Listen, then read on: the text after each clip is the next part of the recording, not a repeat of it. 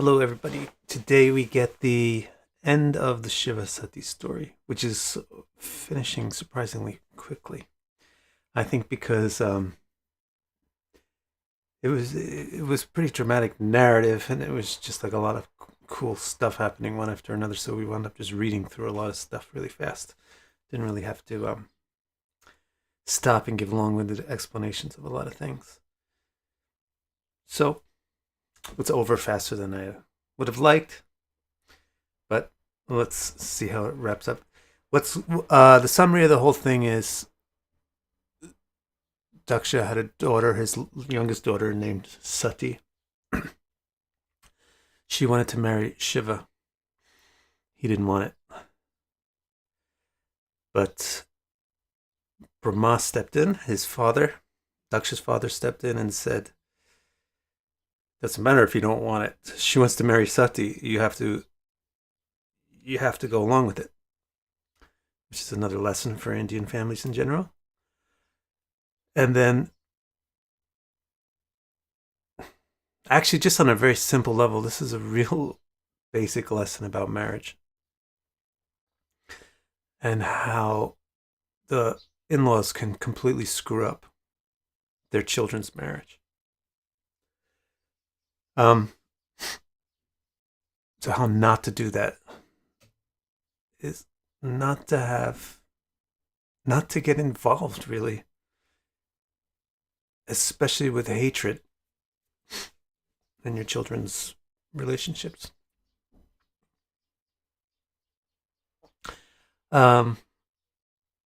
Anyway, Sati's father didn't want her to marry Shiva, but her father's father said, you have to let them get married. Get them married. So he said, okay, if this guy agrees to do it in a proper religious ceremony, then I'll let it. So Shiva agreed. They got married. Daksha still didn't really like it. Then he went to this big ceremony where everybody respected him to the max, and he felt that Shiva disrespected him by not externally standing up and showing him a big deal. So he started to yell and scream at Shiva in front of all these hosts of gods and everything, sages, saying that you didn't really marry my daughter, you kidnapped my daughter, and otherwise you would treat me like a father. So this leads to a lot of argument back and forth. Shiva just walks away. Later on, Daksha is, of course, as every externally minded person tries to do, improve their lot in life in the external world. So he's climbing the ladder, the social ladder of Vedic structure, improving his mastery of Vedic technologies. And he performs this incredible ceremony, even more detailed than the Vedas say to do. And then he's going to finish it up with his ultimate coronation of greatness ceremony. And he's going to have this grand ceremony. And he's inviting everybody to come, except his daughter, Sati, because she's married to Shiva, who he hates. Sati hears about the event because it's big news. She suggests to Shiva that they go, and Shiva's saying, but he didn't invite us. And she's saying, but he doesn't need to invite us. I'm his daughter. And Shiva says, but he doesn't like me. And she says, nah, it's not deep. It's just incidental that he doesn't like you. He's a good man. And Shiva says, you don't get it. He doesn't like me, and you don't know how anger works because you've never been angry. But the way anger works is that he actually right now doesn't care that he loves you. He's more fixed on his anger towards me. So when you go to see him, he's not going to love you. And especially he's not going to love me, and that's going to break your heart. Don't go. But she says, I have to go. I have to, we can't live like this. We have to do something about it. So she goes, and then Shiva's followers make sure that she goes in grand style, so they get all dollied up and they go in a big parade. And she, of course, gets completely disrespected and neglected, except by her mother and sister and aunts. And she gets furious. And she starts to berate her father in front of everybody, similar to the way that he berated Shiva, except that she's correct. And then she says, I can't tolerate being your daughter, so I'm going to kill myself right here in front of everybody. And he doesn't do anything about it. He doesn't say, wait, this has gone too far. Don't do that. Let's work this out. His anger for Shiva was so important to him. It was more important to him than his daughter committing suicide. Why? Because his ego is so dear to him. More dear than his daughter. And how many people are guilty of that same problem? A whole lot of people. Practically everybody. So she commits suicide by some yoga. She causes friction in the life hairs in her body, which generates heat, which suddenly consumes her. And then she's gone, and when she's gone, all of the Shiva's followers get ferocious. They try to kill Daksha, but Daksha's priests repel all the ferocious followers of Shiva. So the news comes back to Shiva by Narada that your wife is dead. She committed suicide. Right in front of her father let this all happen. And then when your followers tried to retaliate, they repelled him by calling forth some angels. So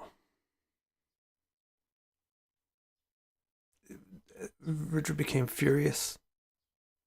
And he says, people can't get away with this kind of stuff. This is the end of this. So he turns into his Rudra form, which means purely angry, purely destructive form. And he goes to the ceremony and wrecks it. And he goes along with some of his big heavy hitters. And they wreck the place. They piss on all the fires. They start pelting all the priests with stones. He rips off Brigu's beard. He punches out Pusha's teeth. He pulls out Bugga's eyes. And then he's going to rip off Daksha's head, but he can't, because Daksha's very powerful. But then he puts Daksha on the animal sacrifice table, altar, whatever you want to call it, where he can then rip off Daksha's head because of Daksha's bad karma for having killed all those animals.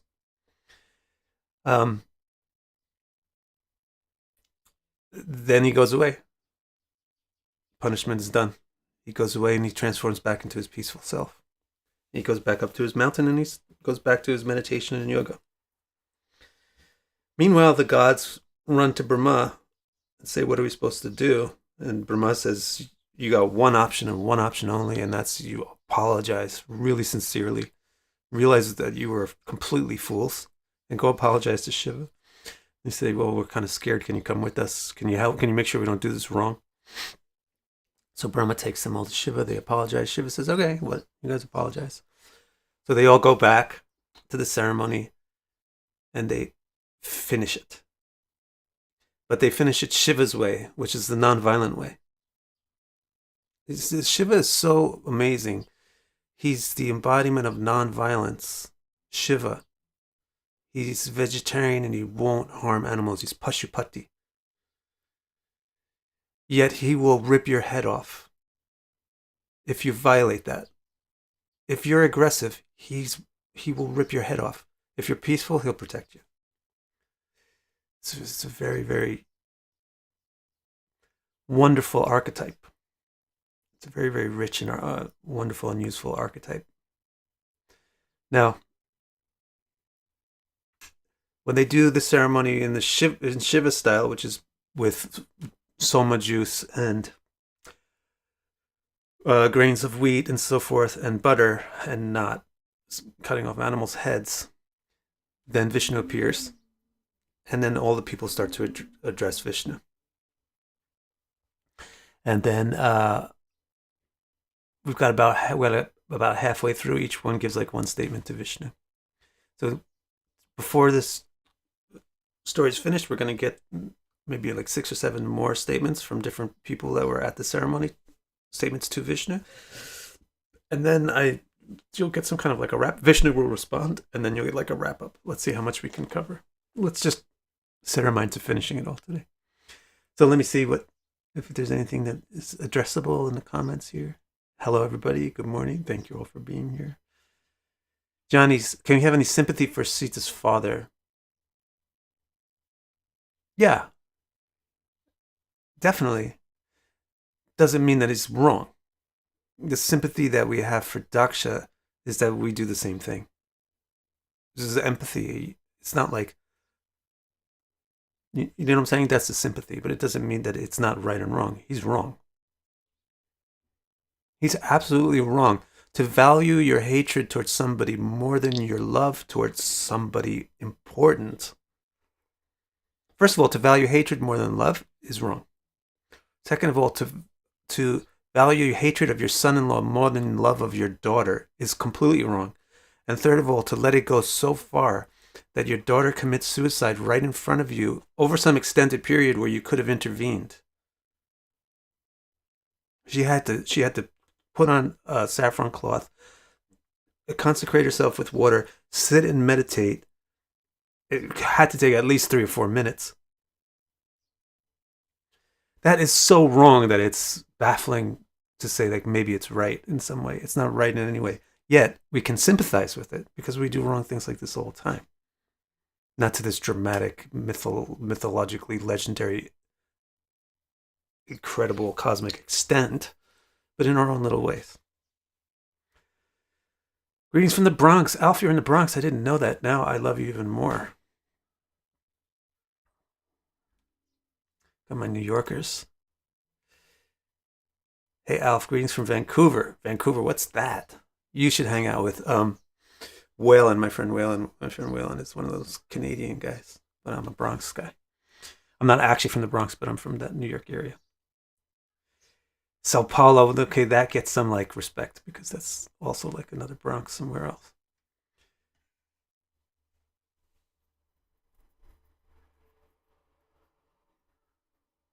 Oh, this is competing with the presidential debacle. What's the meaning of Bhagavad? Yeah, this is Neil. That's a very interesting question. What's the meaning of Bhaga's having to see through Mitra's eyes? There's some meaning and a lot of detail in that. The Bhagavatam is summarizing a lot of things about Vedic culture that I don't know about, like details about the ritualistic stuff in the Vedic culture. That's not my thing. So there is something there. I would have to research it to figure out what it is. There's certainly something interesting about what it means that Bhaga will now see through Mitra's eyes and so will now use Pusha's arms. And what does that mean? That's all very specific stuff, but I don't know the details. Staten Island, Simone. All right. Let's do, yeah. Let's do more. Let's finish it up. We'll go forward. So the yoga masters, there's this category of beings that is yoga masters. They're probably the ones that live in Tapaloka, a little bit below Brahma. They said, Prabhu, they're addressing Vishnu, no one is more beloved to you than a person who sees no difference between all the creatures in the world. And even more tender, Lord, your affection increases without limit for those whose hearts run to you. So this is an important introduction that they said. This is if you want to try to comprehend Vishnu's personality, his personality is that he loves people who love. And the nature of love is to see other people as important. When there's importance in other people, that's the result of love. Basically, love inflates the other person's needs and wants so that they become heavier than your own, and they pull your actions towards them.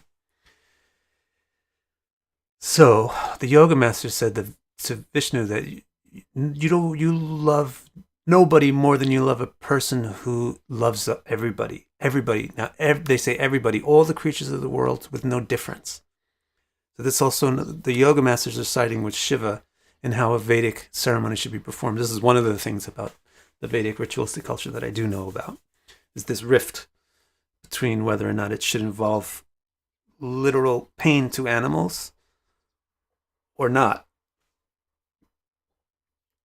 The way it's described in the text is debatable, so much so that even the gods and the sages debate over it. The gods usually take the side that no, just slice the neck and then you can restore the life with a mantra. And the sages are like, no, cause no pain. So the yoga masters are insinuating that they're on Shiva's side here because they say, Vishnu, you came when we did this peacefully because you don't like people that cause pain to others for their own sake, which is what you are doing if you're doing a Vedic ceremony to get some result and you're sacrificing victims to do it. So Vishnu's not going to appear there. He says, Prabhu, no one is more beloved to you than a person who sees no differences between all the creatures of the world. And then even more than that, a person that actually realizes the reason why there's no differences between the people of the world is because they're all manifestations of Vishnu. So therefore, the person whose love actually flows through all those beings to Vishnu is even more dear to Vishnu. And that's the nature of Shravana Nakshatra. And Vishnu Shravana is very interested in being heard. They want to hear and they want to be heard. They like to pay attention to people and they like to be paid attention to. They pay attention to people who pay attention to them. They love people who love them. That's Vishnu's nature. Now, the yoga masters explain more. Creatures seem to be different. All different kinds of creatures seem to be different. This guy over here is different than that guy over here. This guy with 4 legs is different than this one with 2 legs. Is different than that one with 16 legs. They seem to be different because their infatuation with your external qualities causes them to identify with all different circumstances that they are put into by destiny's creations, manifestations, and destructions. They are different in the instance that they're in. There's a difference between a cockroach and a gorilla. There's a difference between a bacteria and a human being. That difference is circumstantial and instantiated as a result of how the conscious being has given its identity to the circumstances that it's been put into. We pay our respects to the rare soul who relinquishes infatuation with your external qualities, ceases to identify with external situations, and becomes situated in self-realization. So that's from the yoga masters. Now you also have the personified Vedas. Very interesting beings. The personified Vedas, or the gods of the Veda, or something like that. They're at this ceremony too, and they give a very brief statement to Vishnu. They say, we pay respect to you, the origin of reality, and the source of all its fundamental qualities. Neither I nor anyone else truly comprehends your indescribable extents. The Veda says, neither I nor anyone truly comprehends your indescribable extents. We know enough about you to talk to you, know you, see you, but no one can fully comprehend the full extent, which is indescribable.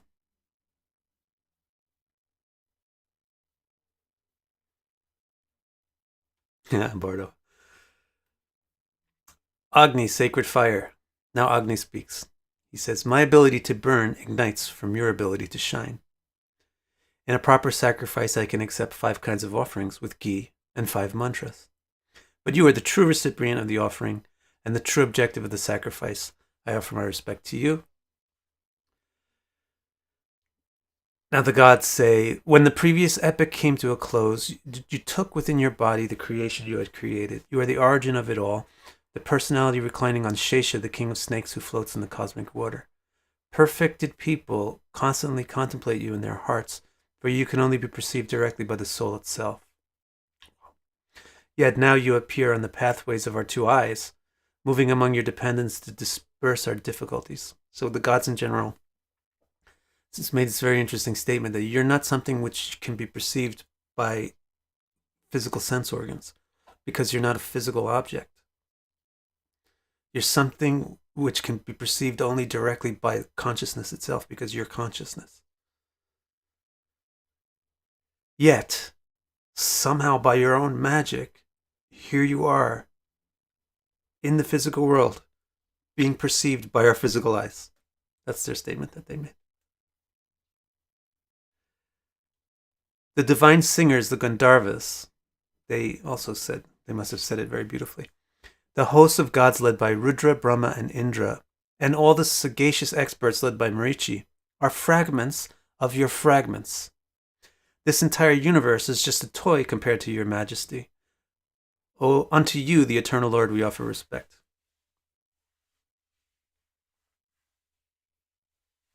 Samantha asks if Sati's suicide was a sacrifice.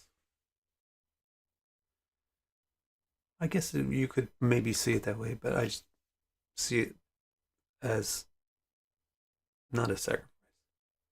Maybe a sacrifice. I don't know. I just see it as a suicide. She could not continue to tolerate being Daksha's daughter.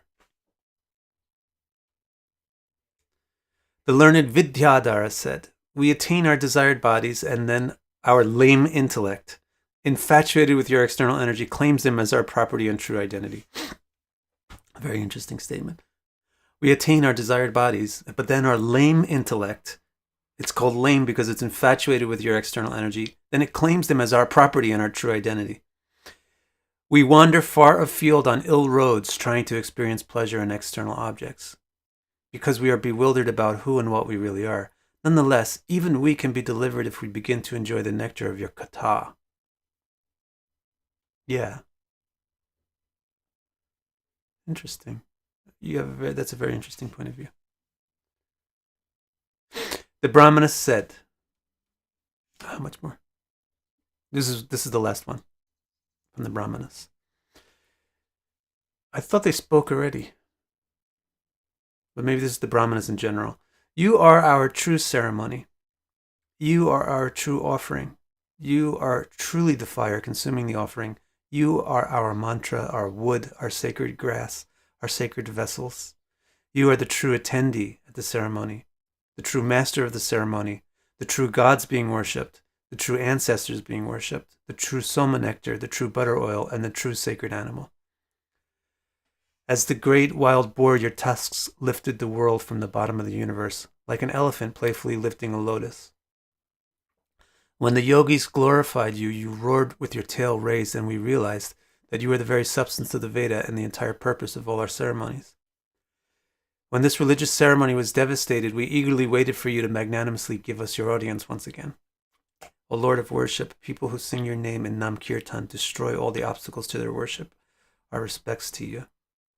Okay, so now, having heard all of this praise from all those various people, Hari replies, Rishikesh, now this is a name for, Rishikesh is a name for a place in India, right? But it's actually a name for Vishnu. I'm surprised I don't explain the name in the text. Maybe I should. It means the master of senses.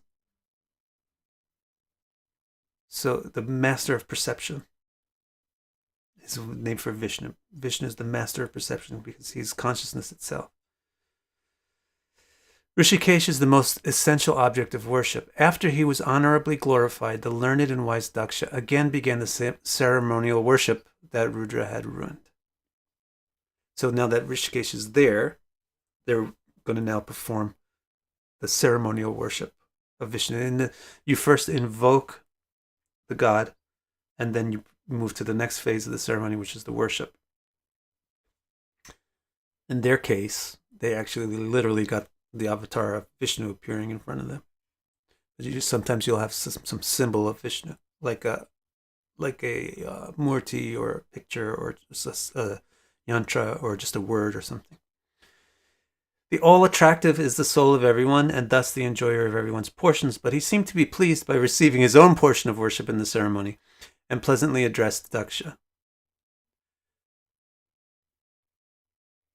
Yeah, I like that, Johnny. So he says now Vishnu speaks. There is no difference between me and Brahma or Shiva. We are the ultimate cause of the world, oversee its existence, and yet are independent from it because we are self-mastered and self-seeing. So, but the ceremony, but the supreme, Daksha is going to give a protest or a question. But I thought the supreme must be one thing, not three. Supreme identifies one object. So the all-attractive explains, I put my own power into this world of external qualities, which becomes known in three different ways. As it emanates, protects, and withdraws the cosmos. This power is the non-dual Brahman and the singular supreme soul Paramatma. Only a fool sees Brahma, Rudra, or any creature to be different from it. So what he's explained is divine power exists as Paramatma, and that Paramatma manifests, for lack of a better word, in different functions. The power of the Paramatma manifests in different functions.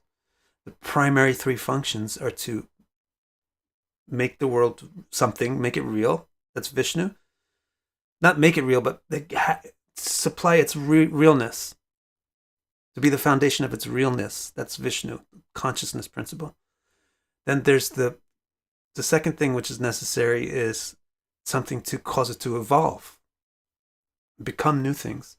That's Brahma, the Rajas principle, the creative principle. So the power of Paramatma manifests Vishnu to give the basic reality to existence, and then manifests as Brahma to give the energy and the impetus and the motivation for that stuff to evolve into various shapes and forms, to do various things with.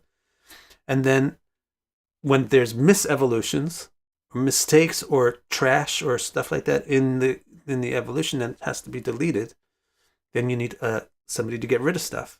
So the third principle is Rudra. Paramatma manifests as Rudra to get rid of stuff that gets in the way. So what Vishnu is saying is only a fool thinks of these three beings, or any beings, as three fundamentally different beings. A wise person realizes that these three and all beings are fundamentally one thing, the energy of the power of the supreme consciousness, manifesting in distinct ways to do different things. Therefore, Vishnu continues, a person who truly considers me supreme never makes divisions among creatures. Bam, the same point is coming back. This is the same thing that Kapila was getting really heavy on, about how hypocritical it is to worship God but mistreat people. And Vishnu is now making the same point. He says, a person who truly considers me, if you really think that I'm supreme, then you would not mistreat anybody. Because if I'm supreme, then I'm related to everything. All beings must be dependent on me in some way, come from me in some way. So Vishnu says, a person who truly considers me supreme never makes divisions amongst creatures. No more than anyone would think that there is a different person in the head, hands, and limbs of his own body. It's a nice analogy. What kind of crazy person would think?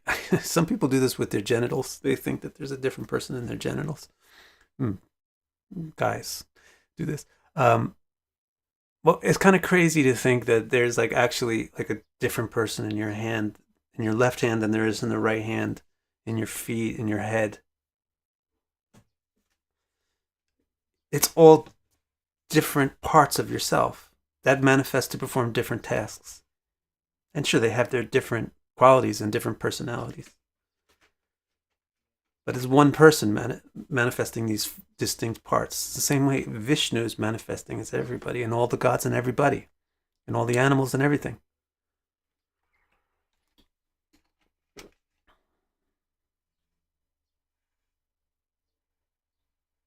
The three of us, myself, Brahma, and Rudra, are one being.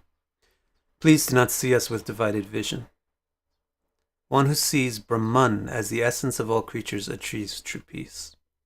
This is just a beautiful, simple sentence. And recently somebody was commenting on my streams after the fact that The Bhagavatam is a Vaishnav. What would they call it? Sectarian Vaishnav. Blah blah blah. It's not. That's your sectarian view. The Bhagavatam is extremely universal and harmonizing. It's described by other Puranas, like Garuda Purana, etc., as the Samaveda of the Puranas, which means the harmonizer of all the Puranas. So as you could see here, Vishnu is not promoting any Vishnu-Shiva rivalry. And he's even including Brahma. So please do not see us with divided vision. Only one who sees Brahman as the essence of all creatures achieves true peace. Let's see here. Vishnu, Brahma, Shiva. That's a nice analogy, Catherine. Vishnu, Brahma, Shiva, it's like a tripod of stability. Right, Bardo, nice point. Why is it in India from Greek they're either Vaishnavas or Shaivites?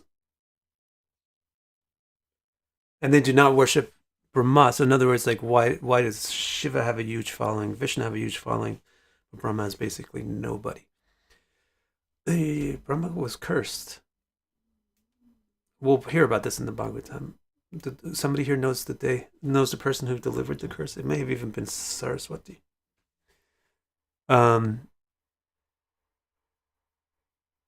He was cursed not to have followers, and so actually he doesn't. There's one temple in the entirety of all of India dedicated to Brahma. I mean, like one major historical temple. And actually speaking, Vishnu is being very generous by having the three of them. There's another deeper reason too. He's being very generous, including Brahma. By his including Brahma in this so-called Trinity of them, he's by extension including everybody. Because Brahma is a post that's achieved through your karma. There's not an ontological person who's Brahma. That's eternally Brahma. Brahma is a post that rotates. Different living beings become Brahma in different cycles of the universe and in different universes. So Brahma is actually a jiva, just like your dog is a jiva. And your dog at one point was Brahma, and people that are Brahma become dog at one point. So this is another reason why Brahma doesn't achieve that like super ultimate status over the course of history in terms of having followers as Shiva and Rudra do.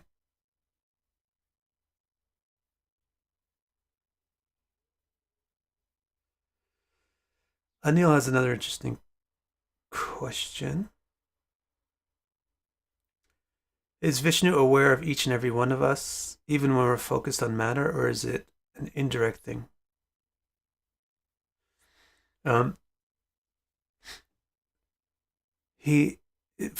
Actually speaking, he's not particularly aware. Whenever you see a depiction of Vishnu, he's asleep. Usually, he spends most of his time doing what? Reclining on Seshanaga, sleeping on the serpent, right? The reason why he's sleeping is because it's boring. He's not thrilled by it or interested in what's going on. So, although he is capable of being aware of everything that anybody is doing at any moment, there's no motivation for him to do that. It's actually distasteful. In this realm of ignorance of Bhagavan, in which we're currently existing, he doesn't have motivation to be actively aware. So this is why he's described as Sarvagya and Mugdata at the same time. Sarvagya means all-knowing, but Mugdata means ignoring.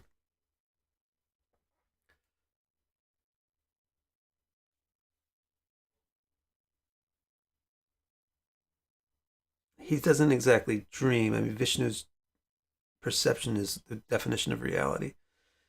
But it's very similar to dream in where when you're asleep, you might be dreaming about something fantastic.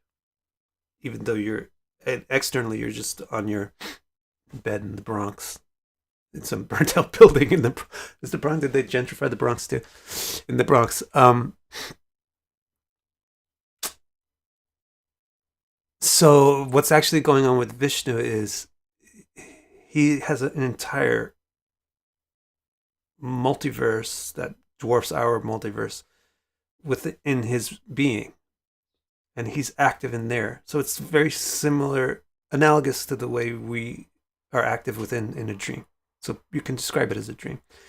But Vishnu is always active with his internal energy. He's always active within himself, interacting with other conscious entities directly in his consciousness.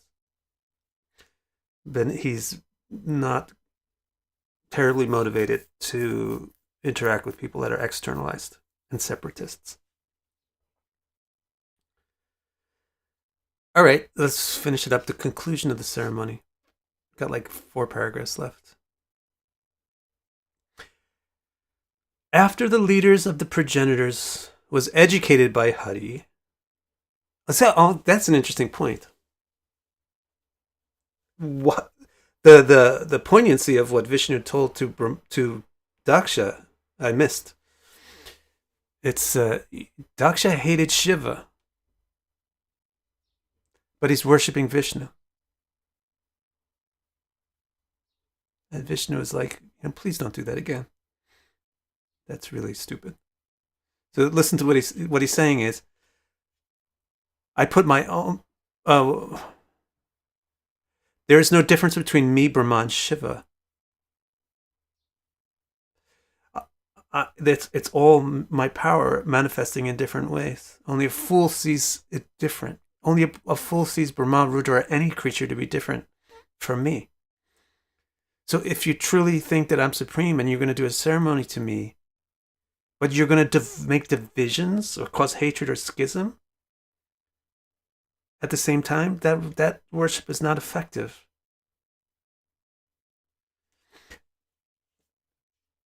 The 3 of us are one being. Please do not see us with divided vision. He's literally asking Daksha, please don't do that again. See Brahman as the essence of all creatures. Then you'll truly be peaceful. So that was how he educated Prajapati. You were a fool for hating anybody. What to speak of Shiva, who literally and very directly is me.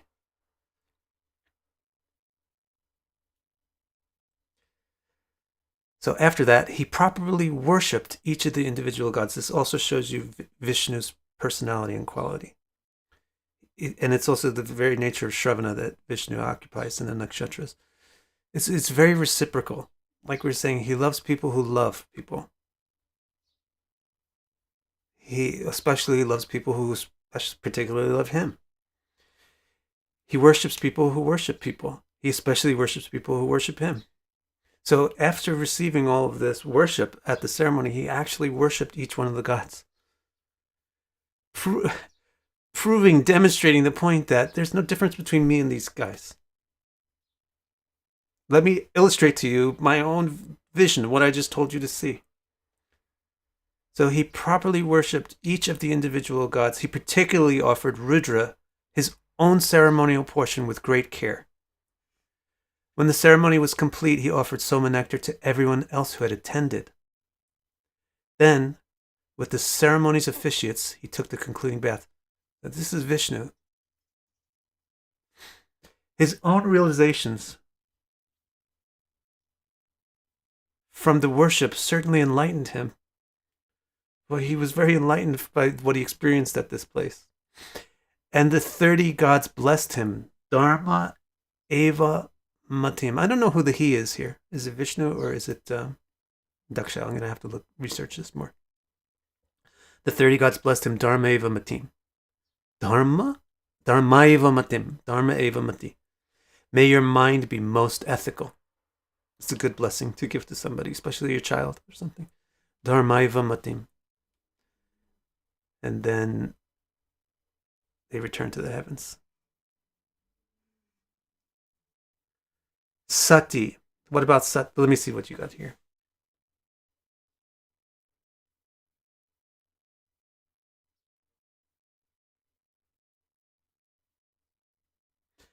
Bardo says, are Shiva's devotees also divisive? How would that look as opposed to Daksha and company? They were imperfect, but they didn't start the schism. The schism originates with Daksha. Then their imperfection was in how they reacted to it. Shiva's reaction was perfect. He just left.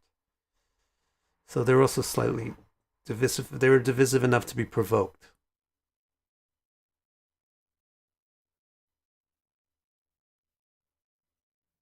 Now, how about Sati? So there's a little footnote at the end here of what happened to Sati.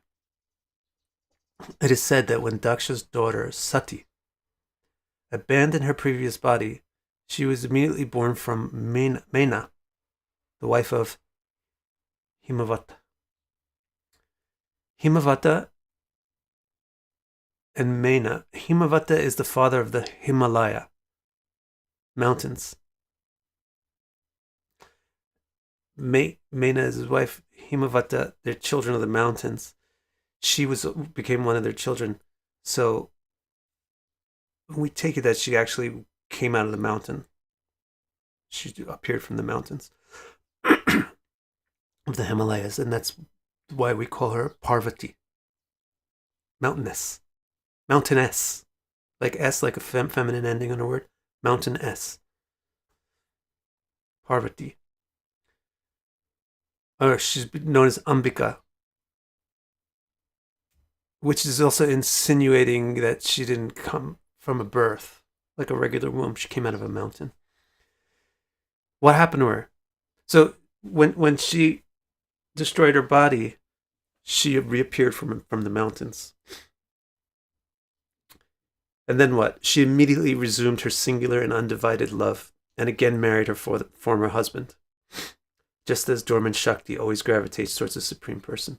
So, in other words, she's just got rid of her body, manifested her own body, Ambika, from the mountains, Parvati, and then just walked back to her ashram in Kailash and became Shiva's wife again.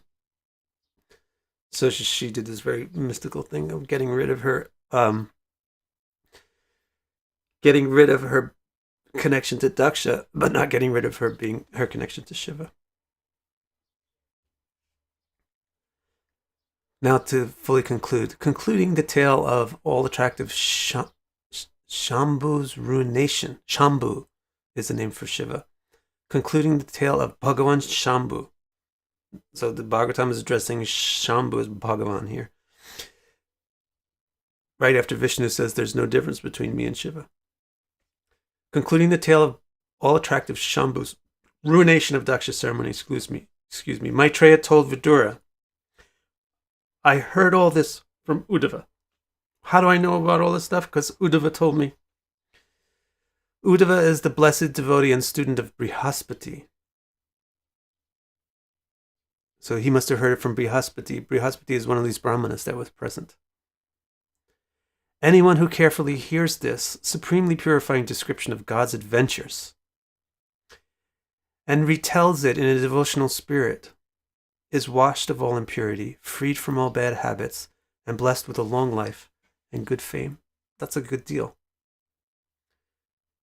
So the way that the story concludes is Maitreya telling Vidura where he heard it from, and he's saying, if you hear it and retell it nicely, I give you a blessing. And the blessing is, if you hear this devotionally and retell it devotionally, then you will be clean. Your impurities will go away, and your bad habits will go away. You'll be blessed with a long life and good fame. And that's the end of the story of Shiva and Sati, surprisingly fast.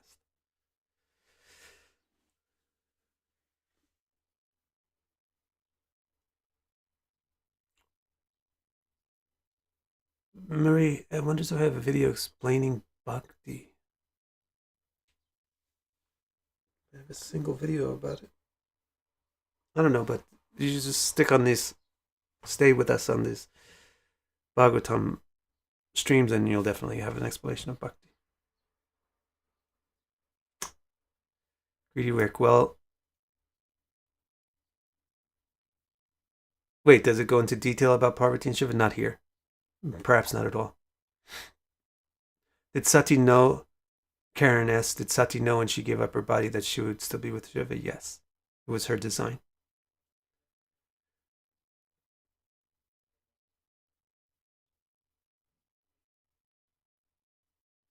Bardo says, so the luckiest ones are those who fall for Vishnu, not Shiva or Brahma, not Brahman, but Brahma, because they've embraced the most tolerant and unifying part of consciousness. Basically, really, the luckiest person is one who realizes Vishnu in a non-separatist manner. If you think of Vishnu as an option to something else, you don't really comprehend Vishnu. Catherine, are you sneezy? Or are you imitating me, guys? Because I sound sick. I'm actually feeling better. Kind of like recovering, but my throat still hurts. Yeah, it had a fairly happy ending.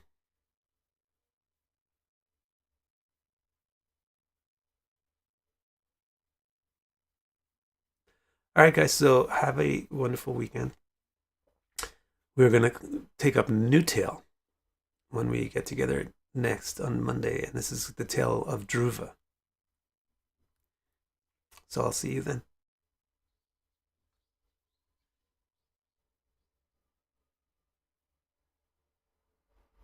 Jimmy. All right, guys. See you.